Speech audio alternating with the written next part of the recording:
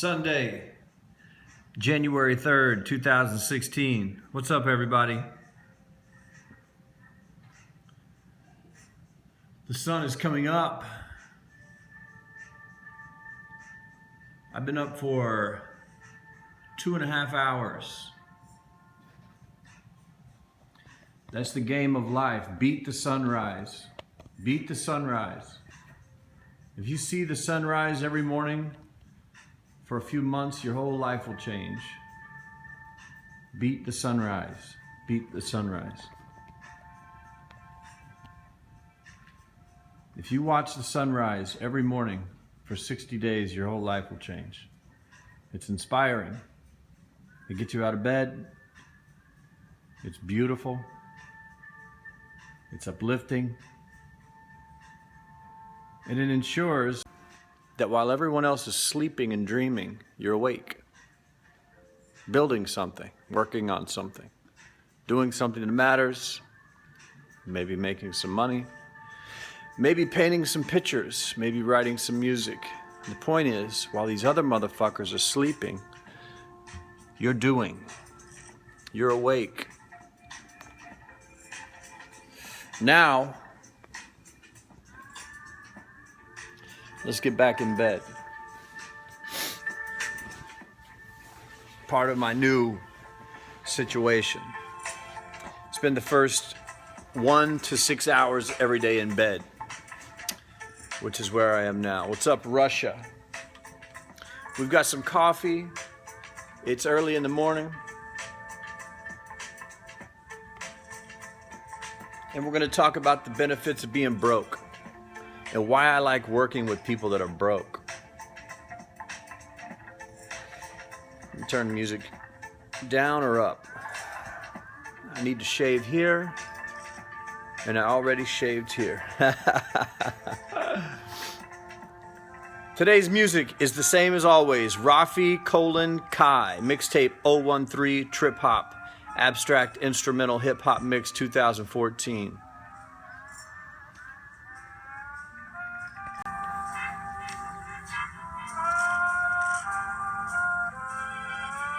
We're in bed, man. Sun is coming up. Benefits of being broke. Look, man, there are benefits to being broke.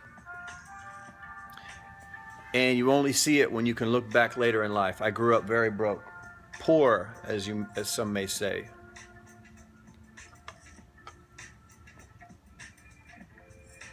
And the biggest benefit of growing up broke is you know that unless you do something yourself,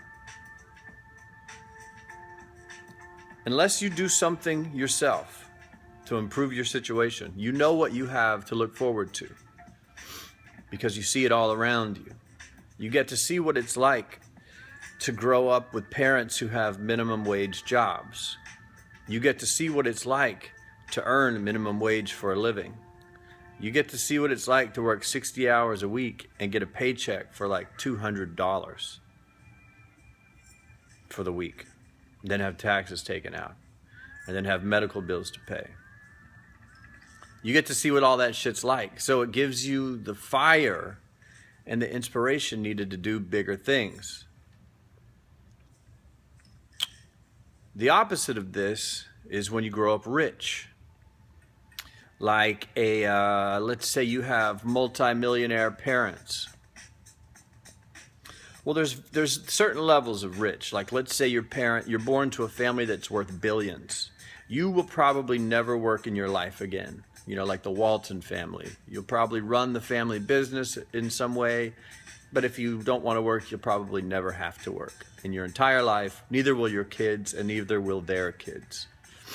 That's the top level of wealth. Then let's say you grew up with parents who had a couple $1 million. You probably have a pretty cushy life. You live in a very nice house.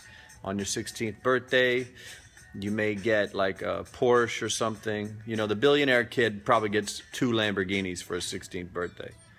The millionaire kid might get a Porsche for his birthday.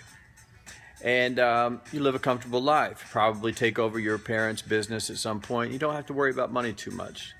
Then you have kids that grow up with parents who make $100,000 or a couple $100,000, and they live pretty cushy lives. Their college is paid for. They get a car when they turn 16. You know, they have good role models. Their parents obviously are doing something right. They're professional, and you know, they don't have it made forever, but they have a good example, and they're put on a path at least to where they can go to college, meet some people, and maybe find a good career. Then you have the varying levels of being broke, like what would be called middle class in America. And that, let's say you're single parent, $50,000 a year, couple of kids. You're going to eat, but you're not going to have you're not going to have a lot of nice things. You may have a car, but it will have problems. You know, you may or may not go to college. If you can get a scholarship, there's a chance. Or if your mom or dad is like really savvy and is saving money from the time you're born, maybe you have a small college fund. And then you have like the lower levels of being broke. And I separate them into two pieces. One level of being broke is you can't pay your cell phone bill. You can't pay your cable bill. Like those are all overdue. They get turned off regularly. And then the lower level of being broke is you can't eat. Like you don't have the money for food for your kids or yourself. That's like destitution, seriously broke. Because it's a totally different thing when you can't pay your cell phone bill versus when you can't feed your family. Those are two totally different sets of problems. You may feel like you're poor, like, oh, my cable got cut off, I'm broke. But you probably still have a loaf of bread and some peanut butter in the kitchen, you know. So, but there are benefits of growing up broke. And to me, broke are the better. You know, you're taught by your circumstances that if you don't make a move somehow yourself, then you're going to be stuck in this position that you're in for the duration of your life. Because look, America is not set up to improve the financial status of poor people over their lives. It's set up exactly the opposite. Maybe other parts of the world as well, but in America, it's definitely set up to where if you're born poor, there's a good chance you're going to die poor. It's set up that way. It's hard to climb the ladder if you don't have the resources at your disposal. Look, if your dad is a billionaire and you're kind of a piece of shit teenager, but you want to have a fucking car dealership, you're probably going to get one. Or if you want to be a Wall Street guy, you can probably go to college, get decent grades, and your dad's going to connect you with someone. But you don't have that when you're broke. It's up to you. So it builds this character. You get this like life-defining character and it's based out of some sort of fear. Some of it's fear. Like, I'm going to bust my ass and figure out a way to make $1 million because I don't want to do this shit for the rest of my life. Some people have that drive, some people don't. Some people say, this is my situation, I'm stuck in it, there's nothing I can do. Those are the people that are defeated by America.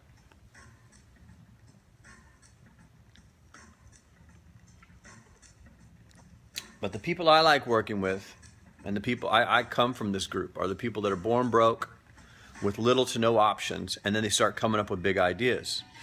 Like from the time I can remember, at 5 years old, I had this dream. I'm going to be a multi-millionaire rock star musician. It's got to happen. The only options I have are multi-millionaire rock star musician or working at a Subway sandwich shop making sandwiches for people for, $5 an hour. That was it. Those were the two options. So why not go for the crazy goal, I went for it hard for 20 years. And I did not become a multi-million-dollar rock star musician. But on the way to that journey, on the way to that goal, I found something else that accomplished the same goal just without the fame. And some people say, the only thing better than being rich and famous is just being rich and not famous, people not knowing who you are. So I may have actually won the war on accident, because when you're famous, that's a whole other set of problems. But that's what I was thinking about this morning, the benefits of being broke. And it's tough right now. Like if you're broke right now, it's fucking tough. But if you can build your way out of this, it's the best feeling on earth because you did it for yourself. And you can raise up other people, the people around you, your family, your friends, whoever else is kind of stuck. But if you're born to a certain kind of wealth, like you'll never understand what that means, that metamorphosis, that transformation. You're never going to understand that. That's why I like talking to entrepreneurs now that, you know, they made $4 million or whatever on something they built online and they started with nothing. I think that's amazing.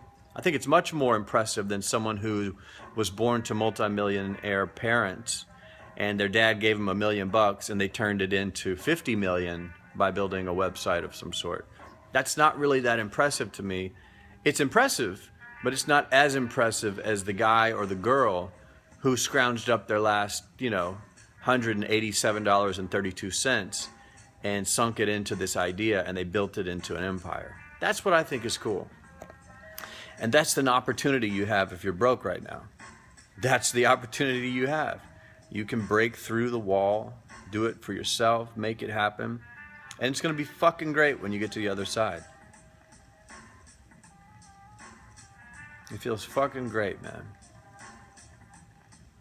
And that concludes this morning's message. I'm going to turn the chat on because if you don't realize, I turned it off because you guys are so distracted. And it's a beautiful fucking day to be alive and talk on Periscope. Sunday, January 3rd. You turn the chat on, see what you guys are doing. If you have something to say it now, because it was turned off. And here we go with the Russians.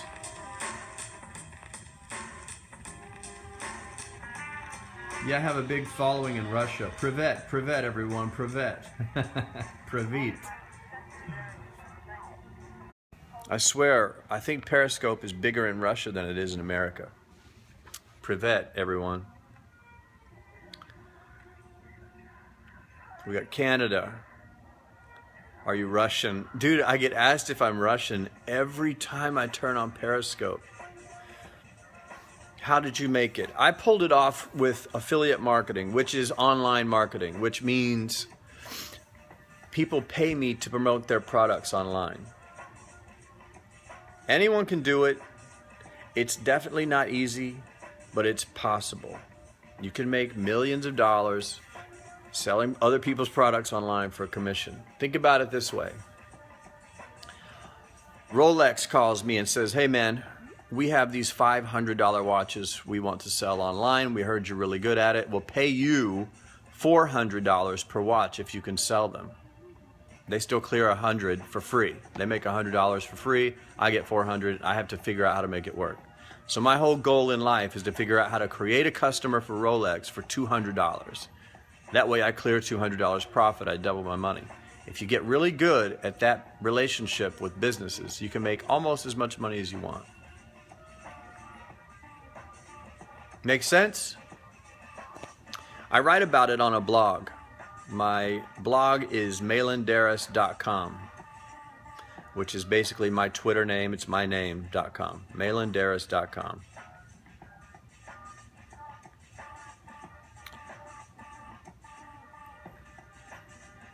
We're going to have to start banning people. It looks like people like say this, say this name, say this phrase. Fuck you. Fuck off. I don't know what this strange desire is for people to say. They're like, say my name on Periscope. Maybe it makes you feel significant. But I don't really want to deal with that. So fuck off. If you want me to say your name, get the fuck out of here. Or I'm just going to start banning you guys.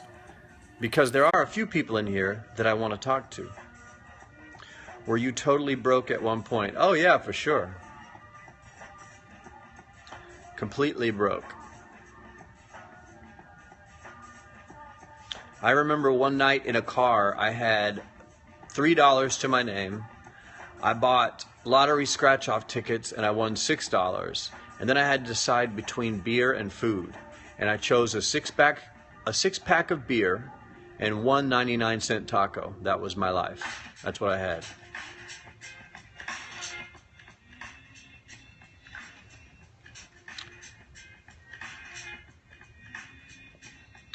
Let's go on the block. I'm going to block everybody who's talking shit. I do affiliate marketing. That's what I do. I just explained it. Remy, I just explained it 5 seconds ago. What's up, Chocolate Moose? I like your name. Have you ever think about die? Yes. I wanted to commit suicide for probably 20 years of my life. My father committed suicide. My older brother committed suicide. I'm very familiar with the feeling of wanting to die. I don't feel that way so much anymore. Starlights will be banned.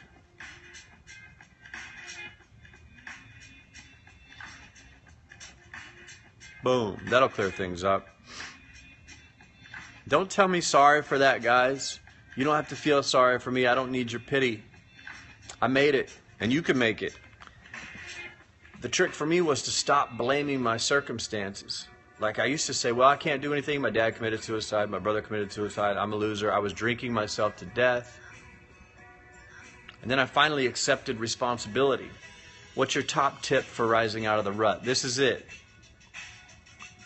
Stop blaming other people for your situation. When I finally accepted responsibility for me being a piece of trash and unsuccessful, that's when everything changed. I used to blame my dad, I used to blame my mother, I used to blame my situation, America, circumstances, the government, everything. Then I finally realized that you get to blame your parents up until about the age of 17 or 18. And then after that, it doesn't matter what they did to you. If you carry it with you past the age of 20, let's say, it starts to turn into your fault, into being your own fault. Even if your dad punched you in the fucking stomach every day of every week of every year of your childhood, if you're still mad at him 20 years later, it's your fault. It's not your fault that you were treated badly. It's your fault for dragging it behind you and making it part of your life for so long. And I say that from experience. My dad didn't punch me in the stomach every day, but there was a lot of violence and abuse in my house. And the minute that I said, it's my fault, where I'm at is my fault, it's not their fault, it's my fault, that's when everything changed. Because look, you can't change the past. And you can't change other people, but you can change yourself right now. That's the only thing you can change, is yourself and your reaction to whatever life brings to you. That's the only thing you can change, man. That's the biggest piece of wisdom I ever got, was that you are the only thing you can change. And that's good news, because you are your biggest problem. We're our own biggest problems, man. Anyway, a lot of trolls today, baby.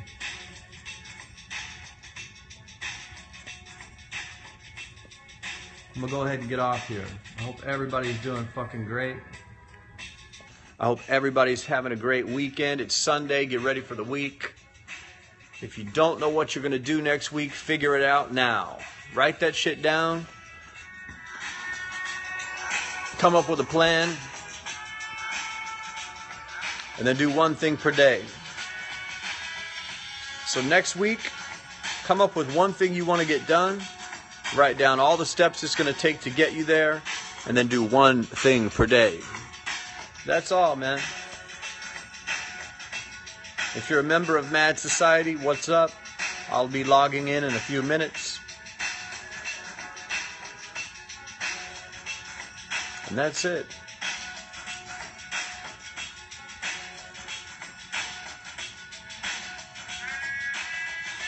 Have a great day, man. I will see you in the future.